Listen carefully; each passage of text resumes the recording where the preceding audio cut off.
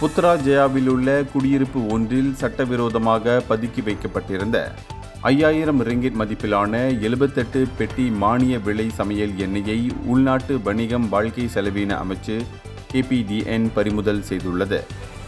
Apps காசாக் எனும் சிறப்பு நடவடிக்கையின் கீழ் 2 மாடி வீடு ஒன்றில் நடத்தப்பட்ட சோதனையில் தலா 1 கிலோ எடை கொண்ட 1326 சமையல் எண்ணெய் பாக்கெட்டுகள் கண்டறியப்பட்டன.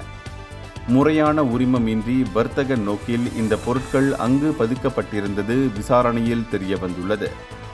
இச்சம்பவம் தொடர்பாக அந்த வீட்டின் உரிமையாளரின் மகன் என தன்னை அடையாளப்படுத்திக் கொண்ட உள்ளூர் நபர் ஒருவரிடம் விசாரணை நடத்தப்பட்டு வருகிறது.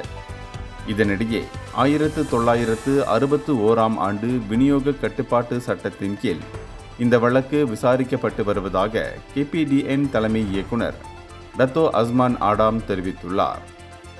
இந்தியர்களின் இதய குரல் மக்களோசை.